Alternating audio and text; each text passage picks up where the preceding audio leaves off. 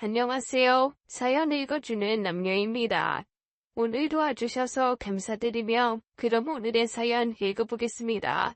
누군가가 내게 2억을 준다면 여러분은 넙죽 감사합니다 하고 받으실 수 있나요? 대신 조건으로 옆에만 있어달라고 한다면 어떠시겠어요?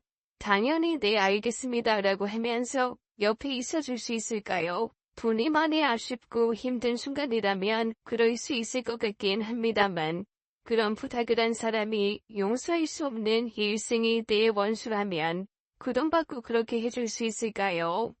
참고로 저는 그 돈을 받았습니다.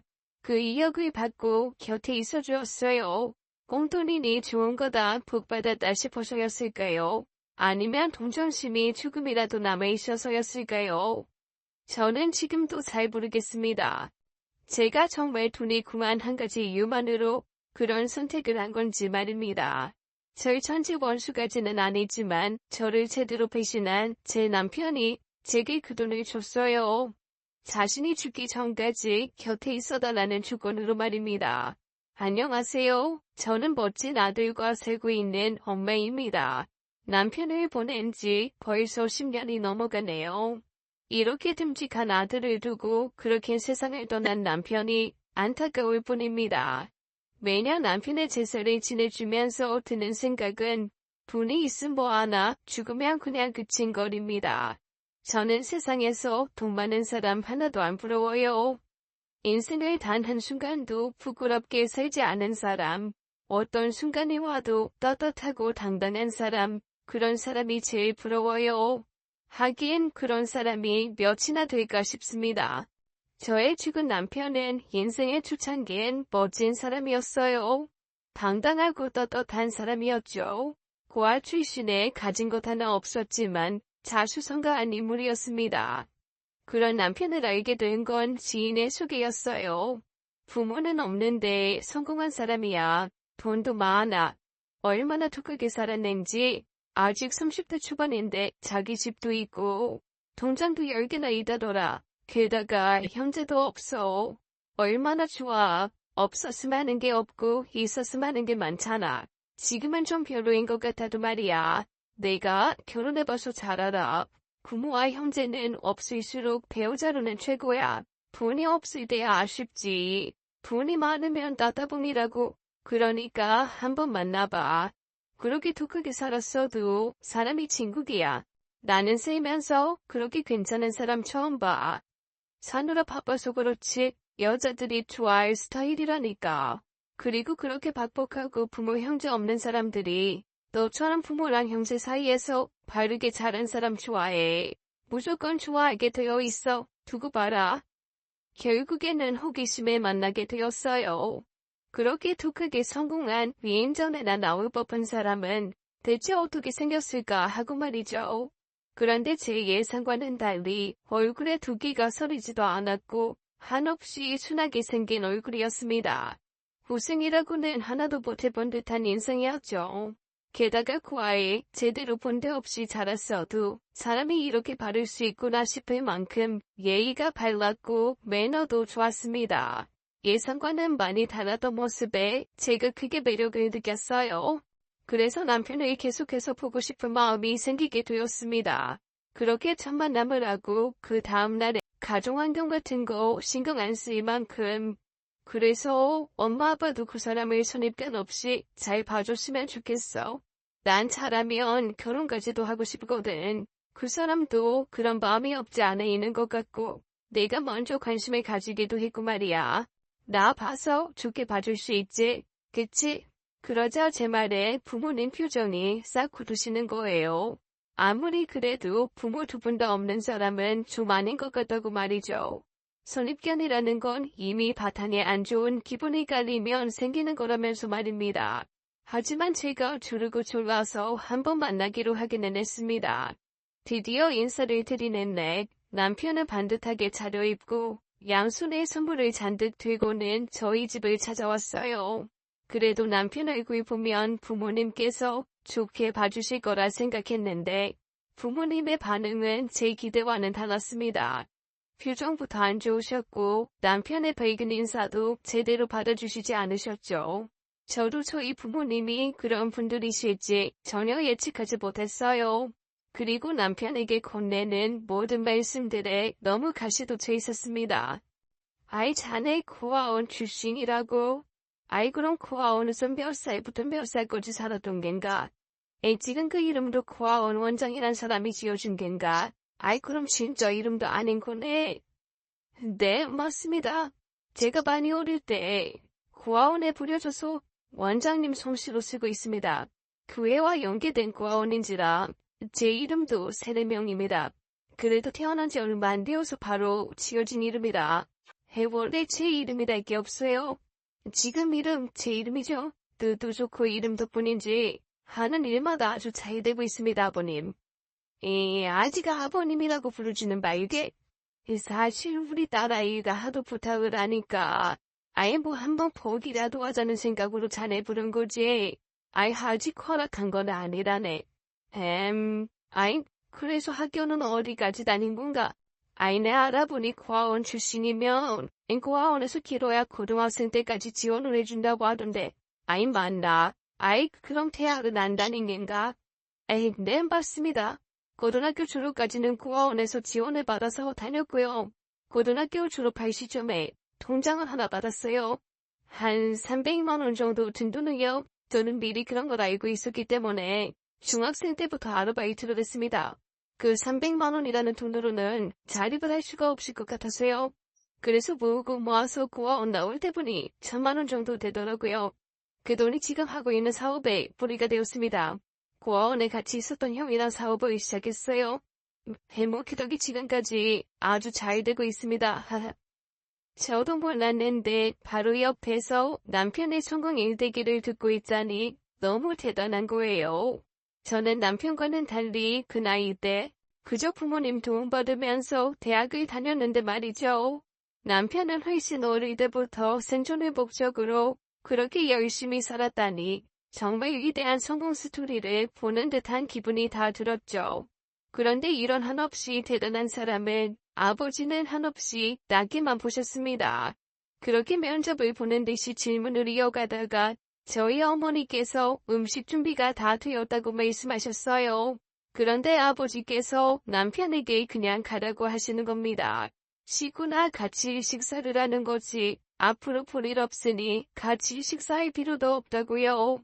그때 처음으로 남편의 절망 가득한 표정을 보았습니다.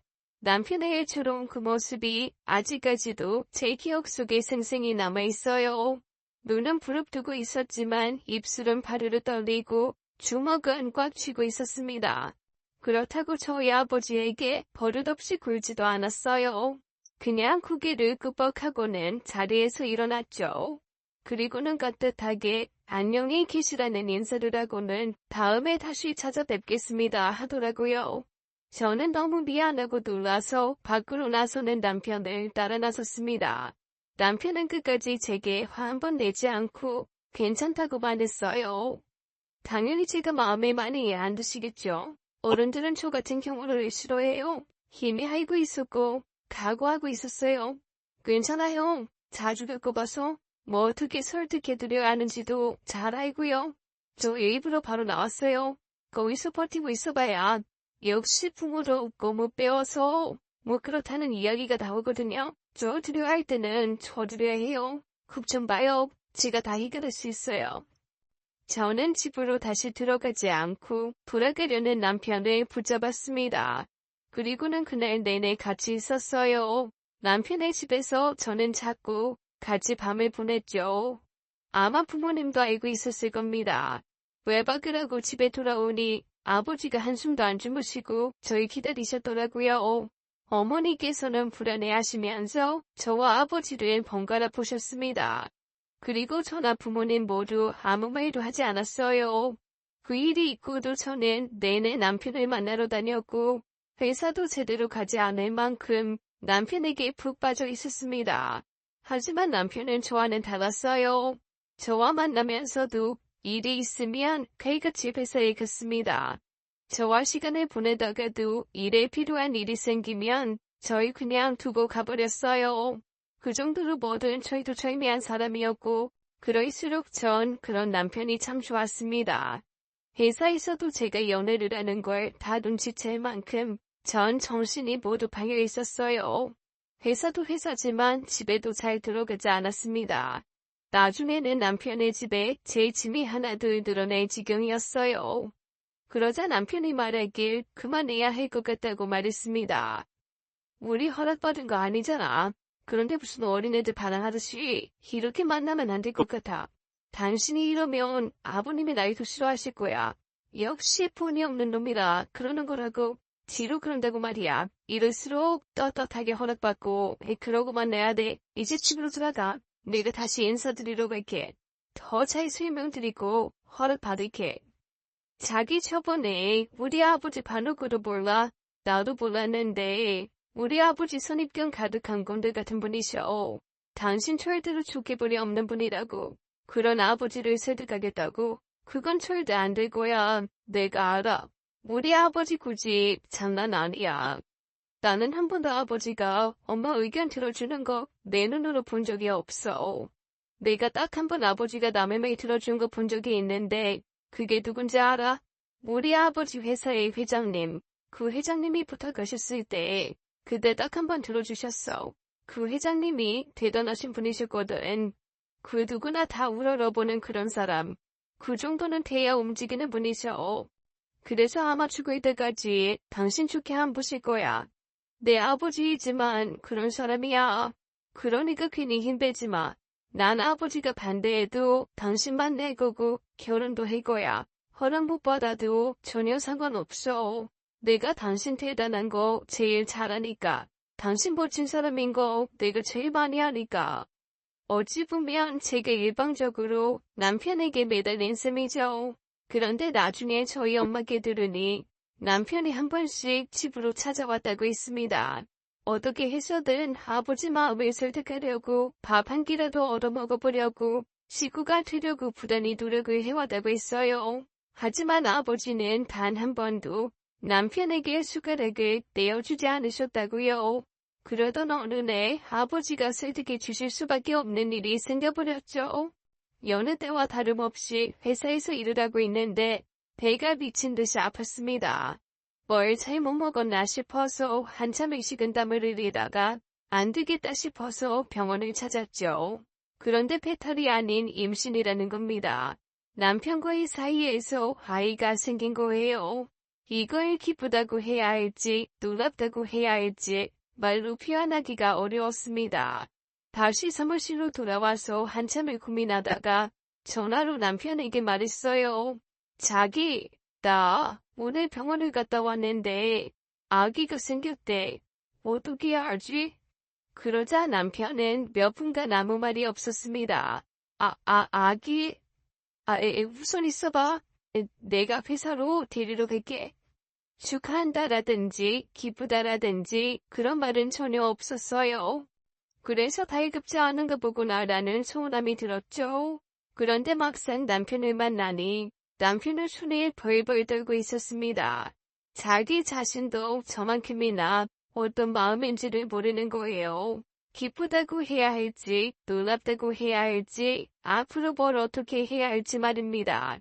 남편은 저와 함께 다시 산부인과에 갔고 초음파 검사까지 같이 확인했어요. 이미 4주 정도 된 상태였고 남편은 아이 태동에 얼굴이 빨개진 채 좋아했습니다. 자기가 아빠가 되었다는 게 믿기지 않고 경이롭다고 표현했어요. 내가 아버지가 되는 거지? 나한테 자식이 생긴 거잖아. 이거 뭘 어떻게 표현해야 할지 모르겠네. 나 예전부터 꿈꿔왔었어. 내가 부모가 된다면 내 자식한테 어떻게 해주지? 내가 못 받은 사랑도 잔뜩 주고 지레만큼 행복하게 해줘야지 했었거든. 그런데 내가 예상한 것보다 이렇게 빨리 아버지가 되다니. 감정을 어떻게 주체를 해야 할지 잘 모르겠어. 당신은 기분이 어때? 나랑 비슷해? 아니면 무서워? 어떤 기분이야? 사실 나도 잘 모르겠어. 뭐부터 해야 할지도 모르겠고. 무서운 게 제일 큰 것 같아. 나도 아직 준비가 안 되었으니까. 그리고 제일 무서운 건 우리 아버지한테 어떻게 말씀드려야 할지야. 난 그게 제일 무서워. 어떻게? 남편도 그제야 저희 부모님이 떠올랐는지 멈칫했습니다. 그리고는 저를 데리고 아기용품점에 가서 갖가지 아기용품을 다 사고는 차에 싣고 그대로 저희 집으로 갔습니다. 가서 사실대로 말씀을 드리고 결혼 허락을 받자고 하더라고요. 남편이 저희 집 배를 누르는데 꼭 제 심장을 누르는 듯한 느낌이 들었고 이상하게 배가 땡겨오는 느낌이 다 들더라고요. 집에 들어서자 아버지는 저희를 쳐다보지도 않으셨고 엄마는 무슨 일인 건지 눈이 커져 있었죠. 남편은 아까 샀던 아기 신발을 시선을 피하는 아버지 눈앞에 올려놓았습니다. 그리고는 절을 한번 하고 죄송하다고 사과를 먼저 드렸죠. 다른 말을 안 해도 눈치챌 수 있는 상황이었습니다. 신문을 보고 계시던 아버지는 보고 있던 신문을 말아서 남편을 마구 때렸어요. 놀란 저는 맞는 남편을 막았었고 아버지는 차마 저를 때리지는 못하셨습니다. 내 이럴 줄 알았어. 이 보고 배운 게 없으니 이딴 식으로 하지. 나는 너 같은 종자들 특성을 아주 잘 알아. 이런 식으로 묻어가려나 본데. 야, 어림도 없다. 애 생겼다고 내가 허락할 것 같으냐?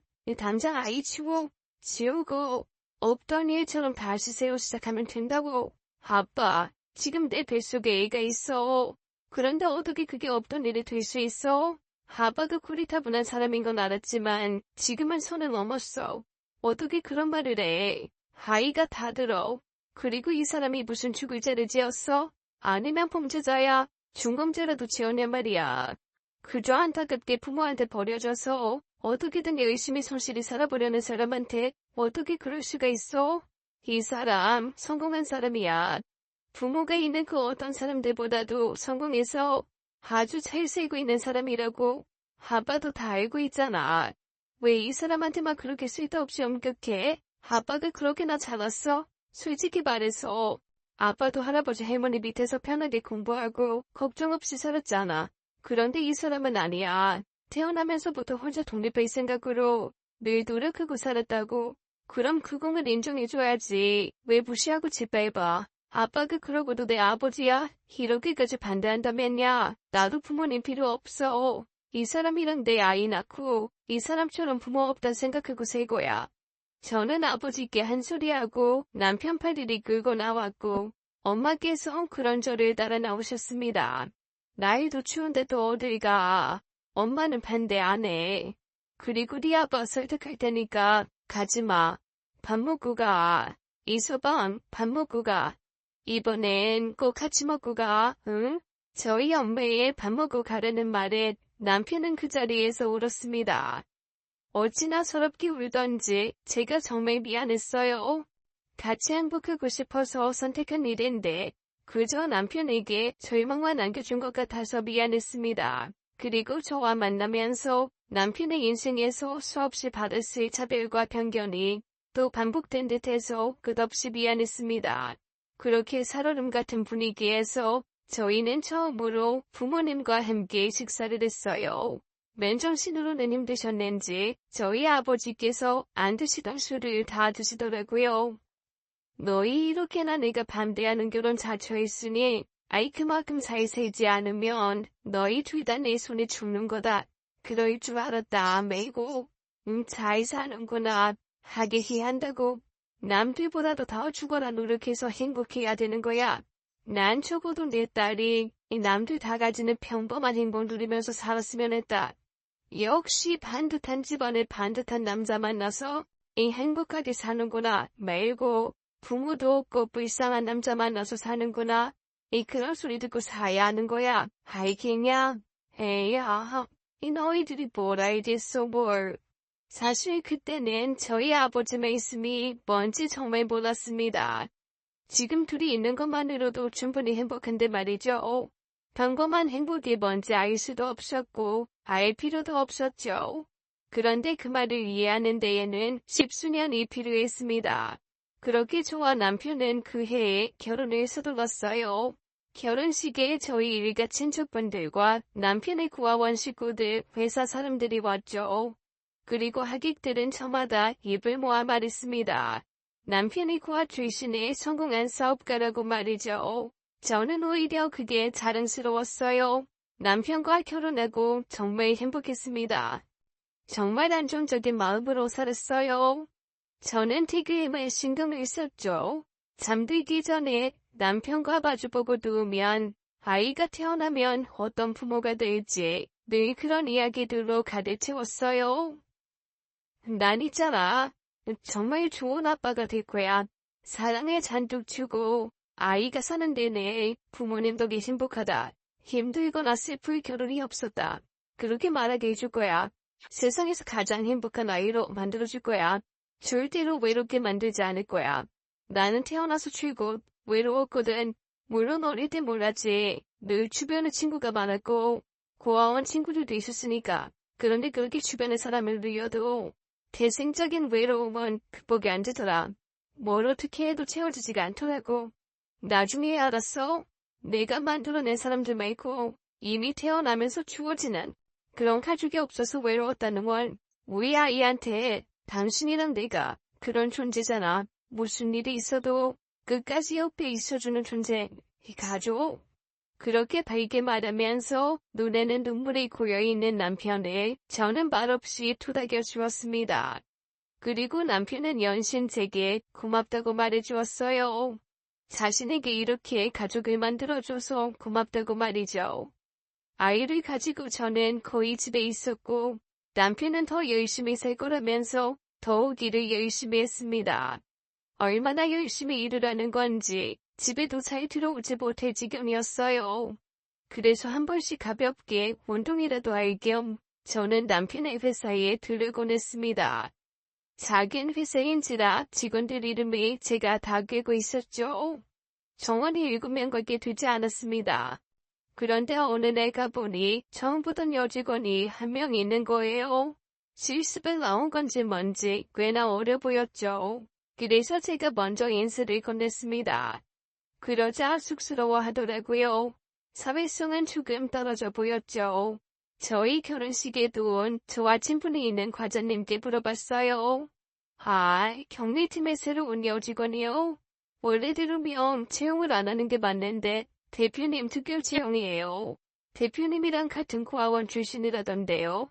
사정이 너무 딱하고 하니까 대표님이 신경 써주신 거죠. 팔은 안으로 굽는다고. 저희가 사실 좀 반대했는데 결국에는 낙하산 탔네요. 직원들은 전반적으로 그 여직원을 마음에 안 들어하는 분위기였어요. 저 또한 회사는 일인데 너무 사적인 마음으로 동정심에 채용한 거 아닐까 싶었습니다. 그래서 그날 집에 온 남편에게 말했어요. 오늘 낮에 산책 갔다가 당신 회사 들렸거든. 그런데 처음 보는 여직원이 있는 거야. 너무 아기 같던데 고등학교 막 졸업한 친구? 이제 막 학교 졸업해서 독립을 해야 하는데 뭐 길드도 없대고 돈도 없대고 낙하잖아. 그래서 도와주는 셈 치고 채용했어. 회사 안에 작은 방이 하나 있는데 거기서 머무르라고 하고 그냥 지나치기에는 좀 그래서 예전 내 생각이 나기도 하고 나도 그 친구처럼 처음엔 사회성이 부족했거든. 사람이 어떻게 처음부터 완벽하겠어. 그러면서 배워나가는 거지. 일 좀 하다 보면 눈치도 늘고 사회성도 늘 거야. 아까 왔으면 연락을 왜 그냥 갔어. 밥이라도 먹고 가지. 남편은 그 새로운 여직원이 불쌍하다 말했습니다. 그래서 자신의 선의를 베푼 것이라고 말이죠. 저 또한 아무렇지 않게 받아들였어요. 그 여직원은 그저 고아 출신의 보잘것없다라고 저도 모르게 생각했던 것 같았습니다. 그 일이 있고 얼마 지나지 않아 어딘가 남편이 달라짐을 느꼈어요. 집으로 날아온 카드 고지서를 보니 남편이 산 물건들이 전부 여소용품들이더라고요. 그렇다고 해서 저를 위해 사온 것도 아니었습니다. 대체 이걸 왜 산 건가 싶어 조금씩 의심이 들 무렵 저와 친하게 지내는 남편 회사 과장님에게서 연락이 왔어요. 저희 남편이 바람을 피우는 것 같다는 말이었죠. 제가 사모님이랑 친분이 있으니까 말씀드리는 건데요. 아무리 봐도 이상해요. 저희 회사에 얼마 전에 새로운 여직원 있잖아요. 그저 불쌍하고 볼품없는 친구라 신경 안 쓰고 있었는데 직원들이 말해주더라고요. 대표님이 그 친구가 묵고 있는 방에서 나오는 걸 봤다고요. 언제는 그 방에서 그 친구 우는 소리도 들리고 대표님이 달래주기도 하고 선물 같은 걸 잔뜩 싸서 그 친구한테 대표님이 선물도 안 되고 원래 그 방이 직원들 쉬는 휴게실이었거든요. 그래서 제가 그 방 키를 가지고 있어요. 너무 의심스러워서 아무도 없을 때 그 방문을 열어봤는데 글쎄 명품이 한가득에 그 친구 월급으로는 꿈도 못 꿀 것들이 잔뜩 있어요. 게다가 대표님 옷가지들도 몇 개 있더라고요. 바람이 맞는 것 같아요. 제가 사진 보내드릴게요. 저는 뒤통수를 아주 세게 팍 맞은 기분이었습니다. 전혀 예상도 하지 않은 인물이어서 더더욱 그랬던 것 같았어요. 과장님께 사진까지 다 받았지만 남편 입에서 아니라고만 하면 믿어줄 생각이었습니다. 아이 출산을 일주일 앞둔 상황이었어요. 그리고 사실이라 할지언정 남편의 마음을 아이로 돌리면 된다고 생각했죠. 아마도 동정심 때문일 거다. 동질감에 흔들렸을 것이라고 여겼습니다. 그런데 저도 모르게 신경을 너무 썼는지 양수가 터졌고 저는 남편에게 사실을 확인할 새도 없이 출산을 하러 병원에 갔습니다. 친정엄마께서 먼저 오셨고 남편은 결국 아이를 낳고서야 달려왔죠. 남편은 태어난 아이를 안고 눈물을 흘리며 기뻐했어요. 그리고 다른 가족들이 모두 돌아가고서야 저는 감격해하고 있는 남편에게 말했습니다. 여보, 그러지 마. 더는 가지 마. 다 없었던 일로 해줄 테니까 그 여자 정리해. 나 다 알아. 당신이 그 여자 동정하고 있는 거, 그래서 만나주고 신경 쓰는 거, 당신이 말했잖아. 우리 아이 정말 행복하게 해줄 거라고, 안정적인 부모가 되어줄 거라고 했잖아. 그러니까 그러면 안 되는 거잖아. 그렇지? 난 다 이해해줄 수 있어. 잠시 흔들릴 수 있어. 우리 아버지가 그랬어. 사랑보다 앞서는 게 동정심이고 연민이래. 그래서 처음에 당신 허락 못한다고. 무슨 일에도 동정심이 가는 채 당신을 대할 거라고. 그래서 아버지가 평범한 사랑이 좋은 거라고 우리를 반대하셨던 거고. 제 말이 끝나기도 전에 남편은 눈살을 찌푸리며 말했습니다. 당신도 장인어른이랑 같은 말을 하고 있네. 노력으로 안 되는 건 없어. 동정심? 누가 그래? 내가 그 여자를 동정한다고 생각해? 아니, 그런 거 아니야. 나 그 여자 사랑해. 물론 시작은 안쓰러웠던 건 맞아. 부모에게서 버려졌고 꼭 예전에 날 보는 것 같았어. 그래서 처음에 신경 썼고 내가 먼저 다가간 거 맞아. 그렇지만 지금은 아니야. 동정심 아니고 나 그 여자 진심으로 사랑해. 그리고 그 여자는 나 없으면 안 될 것 같아. 당신 말대로 당신은 부모도 있고 이제는 아이도 있어. 그런데 그 여자는 나밖에 없어. 온 세상에 의지할 사람이 나뿐이야. 그래서 내가 옆에 있어주고 싶어. 안 그래도 정리해서 말해주려고 했어. 나 그 여자 혼자 못 둘 것 같아. 지금 지내는 회사 쪽방에 두는 것도 너무 안쓰러워. 행복하게 해주고 싶어.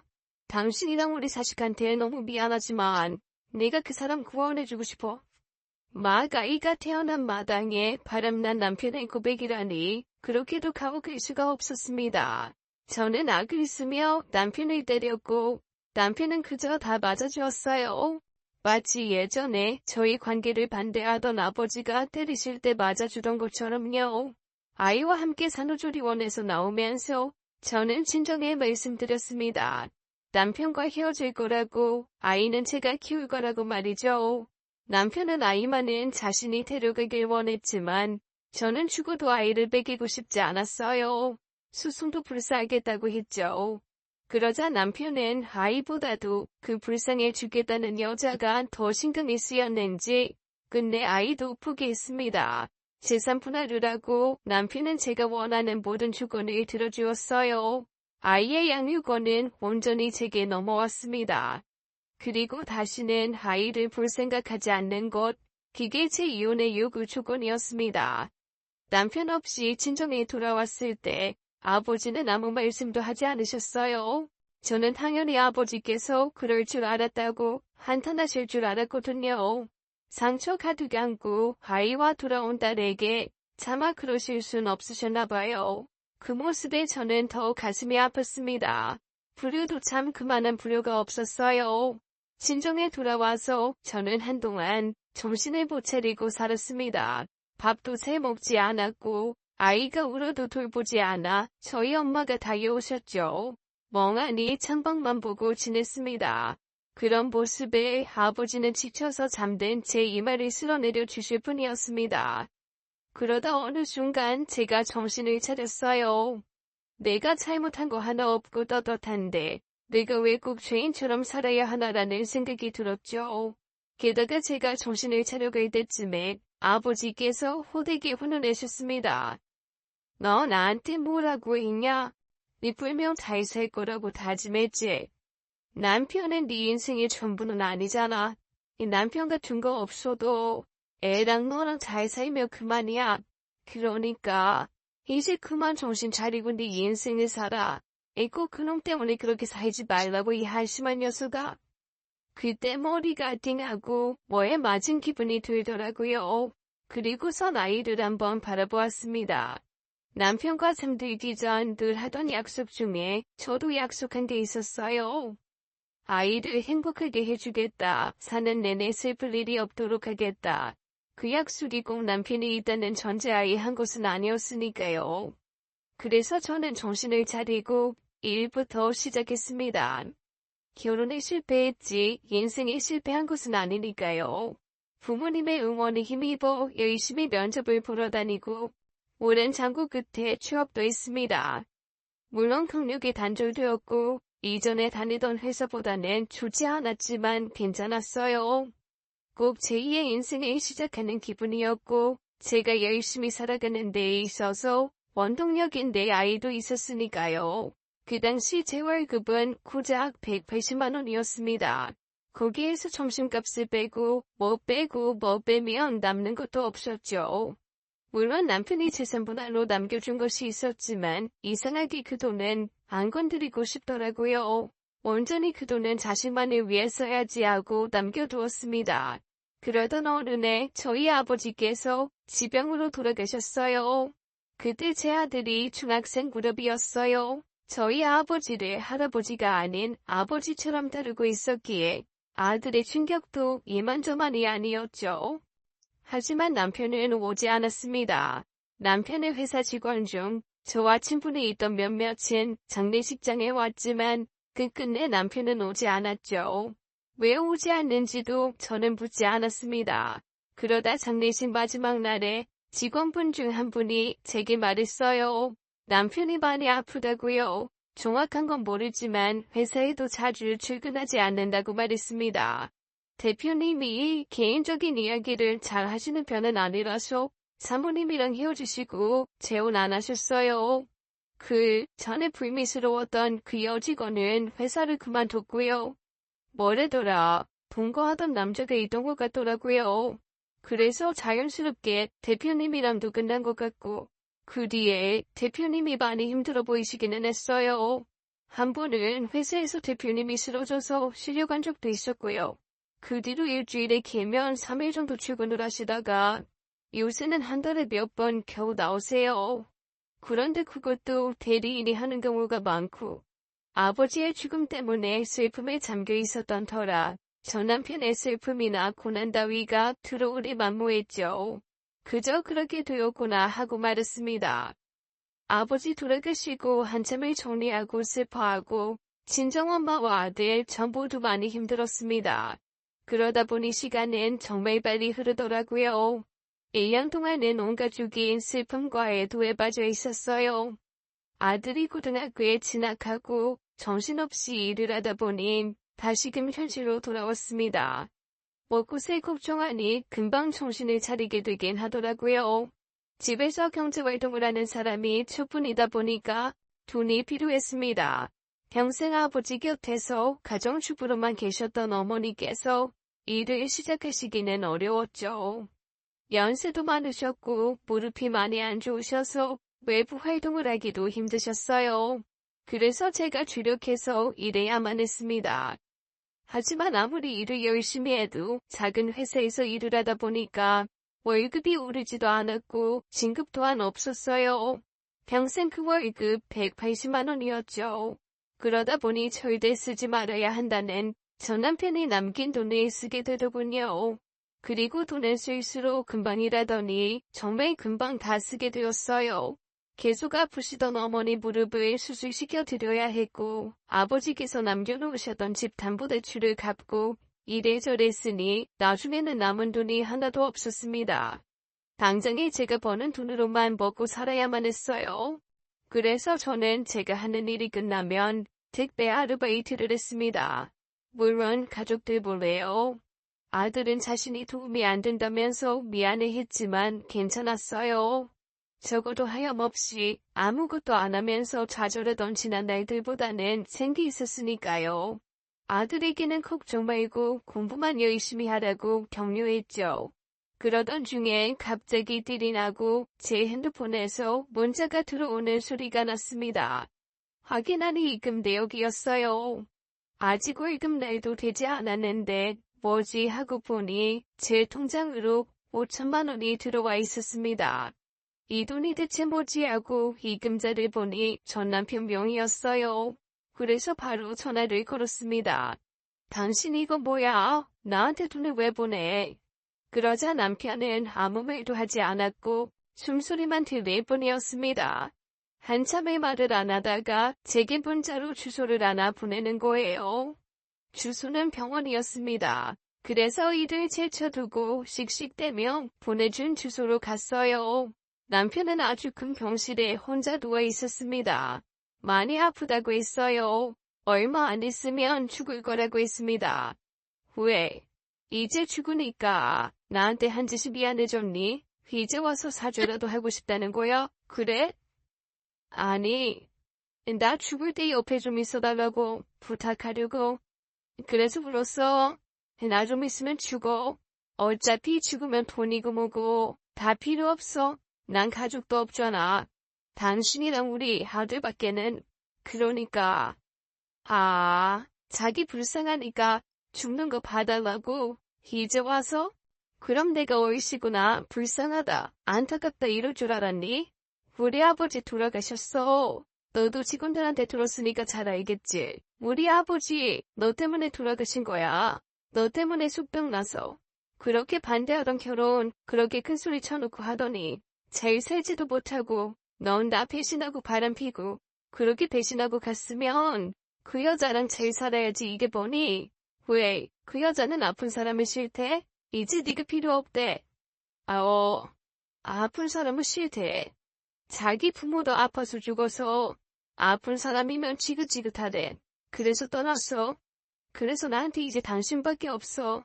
우리 아들이랑 내가 죽을 때까지 내 옆에 있어주면 내가 2억을 당신에게 줄게. 당신 요새 힘들잖아. 내가 알아봐서 잘 알아. 사실 아무 조건 없이 줄 수도 있지만 아이 죽는 마당에 이렇게라도 부탁하고 싶어. 내가 쓸쓸하지 않게 내 숨이 멎을 때까지 내 옆에 좀 있어줘. 옆에만 있어주면 돼. 있으면서 내려도 되고 구박을 해도 좋아. 보살펴 달라는 게 아니야. 그냥 다른 거 필요 없고 내 옆에만 있어줘. 나 너무 쓸쓸해. 태어났을 때도 혼자였는데 죽을 때도 혼자 죽는 건 너무 싫어. 장인어른 일은 안타깝게 됐어. 나도 장례식 가고 싶었어. 하지만 지금 거를 당신도 봐서 알겠지만 갈 수가 없었어. 미안해. 그건 정말 미안해. 그리고 우리 아들도 보게 해주면 안 될까? 평생 안 보고 살겠다고 당신한테 약속했는데 이 죽을래 받아놓으니까 너무 보고 싶어. 남편이 힘이 없는 목소리로 제게 애원했고 눈물을 보였습니다. 그때까지도 저는 남편이 불쌍하지 않았어요. 그저 자업자득이다 싶었습니다. 저는 애원하는 남편의 모습을 뒤로 한 채 그냥 나와버렸습니다. 그런데 그렇게 씩씩대면서 집으로 돌아가는 길 내내 그 돈만 생각이 났어요. 2억이면 조금 있으면 대학 가는 아들 학비도 대줄 수 있고 친정엄마의 아픈 무릎을 생각해서 계단 없는 곳으로 이사할 수도 있고 말이죠. 나도 고생하는 택배 아르바이트 그만둘 수 있지 않을까 그 생각만으로 가득 찼습니다. 남편에 대한 불쌍한 마음보다는 당장에 앞으로 살아가는 내내 들어가는 돈만 떠올렸어요. 당연한 거였죠. 남편은 죽을 사람이고 저는 앞으로 살아가야 하는 사람이었으니까요. 그리고 저와 아들을 내버린 남편이 제게 그 정도 돈을 쥐어주는 건 큰돈이 아니라는 판단이 서게 되었습니다. 그래서 다음날 눈을 뜨자마자 남편에게 갔어요. 어제 당신이 말했던 거, 그거 정말 사실이지? 다른 거 없이 내가 당신 죽을 때까지 옆에만 있어주면 나한테 이억 준다는 거, 그거 확실한 거지? 그런데 만약에 당신이 안 죽으면 그럼 어떻게 해? 내가 손해 아니야? 난 돈도 못 받고 지금만 버리는 거잖아. 안 죽어도 2억 주는 거야. 언제쯤 줄 수 있는데? 하하. 안 죽는다면 그거야말로 기적이네. 가는 길에 내 담장이 만나봐. 길어야 3달 일했어. 당신 말대로 내가 살 수가 있다면 2억이 뭐야. 전 재산을 다 주지. 고점아, 다 줄게. 남편은 허탈한 듯이 웃었고 그날의 기점으로 저는 남편의 병실로 출퇴근을 했어요. 돈도 돈이지만 저 속삭이고 배신했던 남편의 끝에 제 두 눈으로 똑똑해보면 그만큼 속 시원한 순간이 없을 것 같았으니까요. 그래서 비참한 말로 한번 보자 그런 배짱으로 매일 갔습니다. 그런데 사람에게 가장 안 좋은 약점이 있잖아요. 바로 측은지심이요. 아무리 제 가슴에 난도질을 떠났던 전 남편이기는 했습니다만 조금 있으면 사람이 죽는다는데 마음이 안 약해지고 배길 수가 없었죠. 한 번씩 심하게 고통스러워하면서 아파할 때면 방금 전까지 잠들었을 때 숨통을 막아버릴까 하던 마음도 눈 녹듯이 사라져버렸습니다. 어차피 죽을 인간 내가 그딴 애를 써서 뭘 하나 싶었죠. 그리고 병실에 전 남편과 단둘이 긴 시간 동안 머무는데 자연스럽게 대화가 오고 갔습니다. 그래서 아직 체온은 안 한 거야? 따로 만나는 사람은 없고 미쳤다고 내가 남자를 또 만나니? 너한테 그렇게 제대로 뒤통수를 맞아놓고 그리고 그럴 시간도 없다. 내 아들 좀 있으면 사회 나가야 돼. 고기를 열어주진 못해도 비탈길은 안 만들어줘야지. 그래서 내가 지금 죽어도 안 만나고 싶은 널 다시 만나서 이렇게 돈을 구걸하고 있잖아. 내 새끼 편한 길만 가게 해주려고. 그러는 너는 돈도 많으면서 이런 병이나 걸리고 네 팔자도 참 우습다. 그러네. 하하 맞네. 내 팔자 진짜 그지 같다. 그렇지? 그래도 내가 인생을 마냥 헛살지는 않았나 봐. 당신이 옆에 있어주잖아. 그리고 내 자식도 이 생에 남아있고 그게 얼마나 다행인가 몰라. 부모 없이 세상에 나와서 아무것도 없이 갈 생각하면 서러울 텐데 그래도 당신이랑 내 아들이 있어서 든든해. 네 아들 아니고 내 아들이야. 네가 더 옳은 선택을 했다면 이렇게 돈 걸고 사람 붙들어 놓지도 않았을 거야. 배신을 한 건 너였고 난 단 한순간도 널 버린 적이 없으니까. 네 부모님이 널 버린 건 맞지만 나랑 내 아들은 먼저 널 버린 적은 단 한 번도 없었어. 이야기를 나누다 보니 감정이 격해져서는 하루에도 12번씩 싸우게 되었죠. 물론 싸웠다기보다는 제가 일방적으로 화를 내긴 했지만요. 아무런 바람 피우고 배신했던 남편 면전에서 웃을까요? 이 인간이 죽을 때까지 심심하지 않으려고 나를 부른 건가 싶기도 했습니다. 그렇게 말다툼을 할 때 씩씩대는 건 저뿐이었어요. 전 남편은 그저 화내는 절 보면서 다행이라는 표정만 짓더라고요. 어떨 때는 떠들어대는 절 보면서 신나 보이기까지 했어요. 저 인간이 진짜 죽을 인간이 맞나 의아했고 그럴 때면 한 대 패주고 싶기도 했죠. 그러다가 그렇게 저 남편 병원에 들락거린 게 일주일쯤 지난 낮 아들이 궁금해하더라고요. 제가 회사 마치고 집으로 안 오고 자고 어딘가에 가고 주말에도 나가고 또 어떨 때는 도시락 같은 걸 싸서 나가기도 하니까요. 엄마 혹시 연애해? 남자 생겼어? 나 괜찮으니까 솔직하게 말해봐. 집이랑 일밖에 모르는 사람이 요새 바람든 것 같아 보이잖아. 나 되게 쿨한 아들이야. 그런 거에 크게 신경 안 써. 내가 연애할 시간이랑 돈이 어디 있어? 나는 우리 아들만 보고 사는데.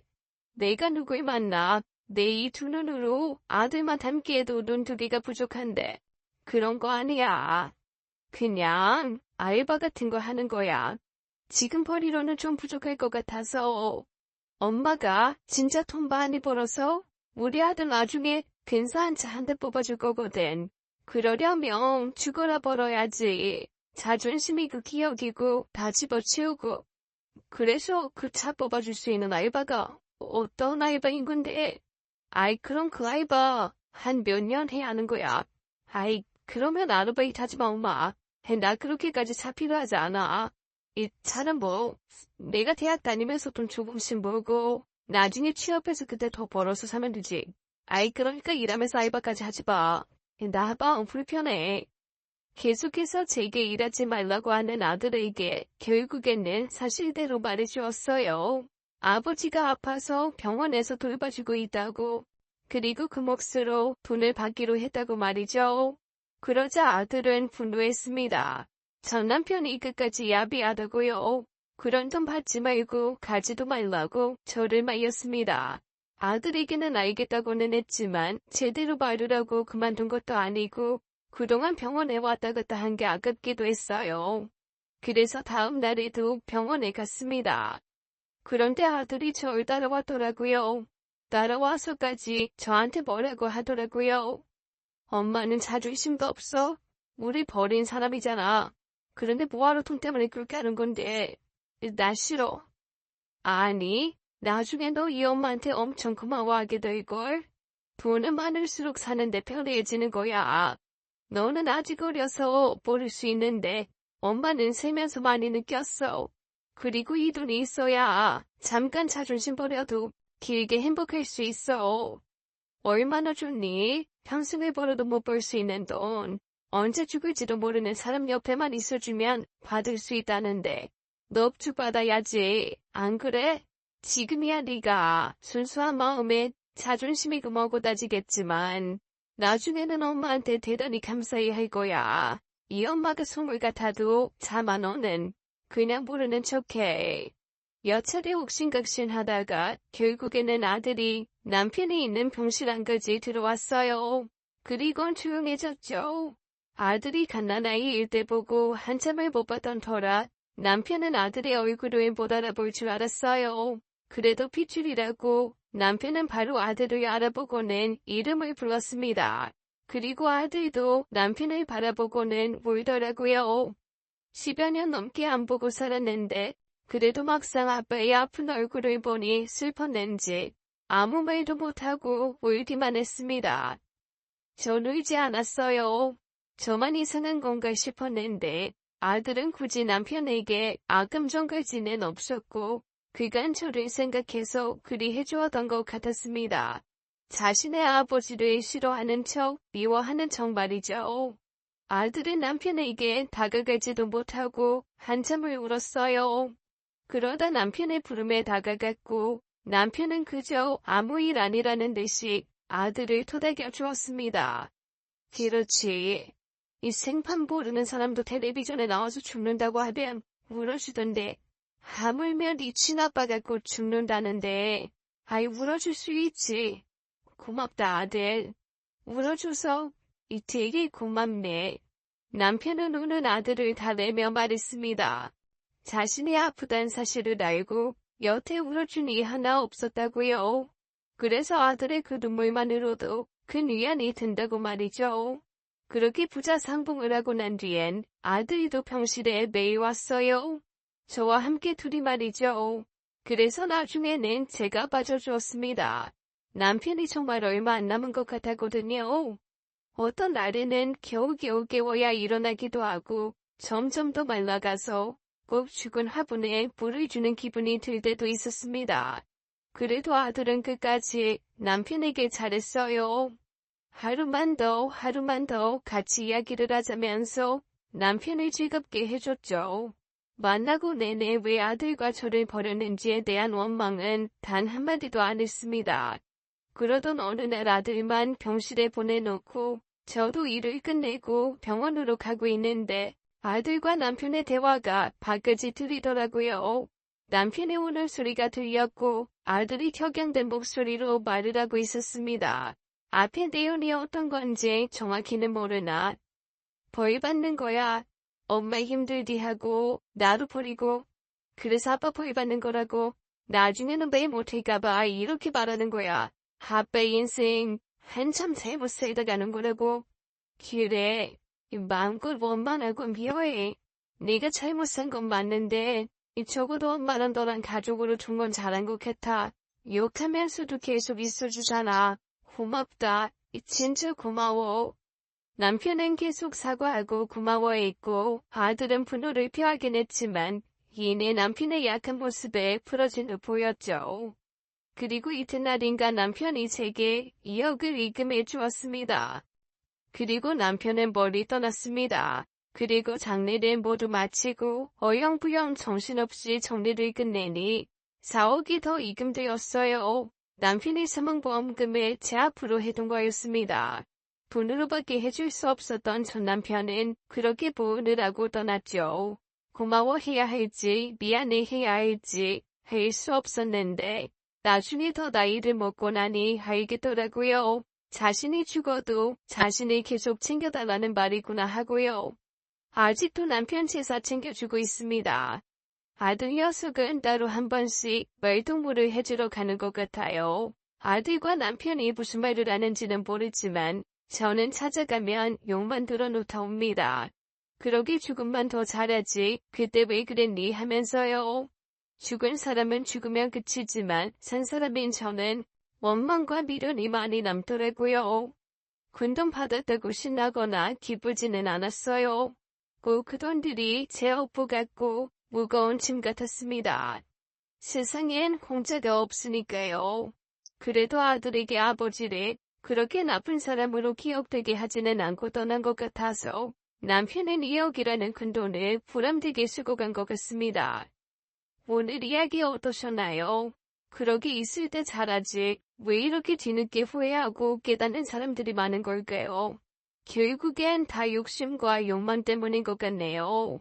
지금 곁에 있는 것에 만족하고 사는 삶이야말로 가장 행복해지는 지름길이 아닐까요?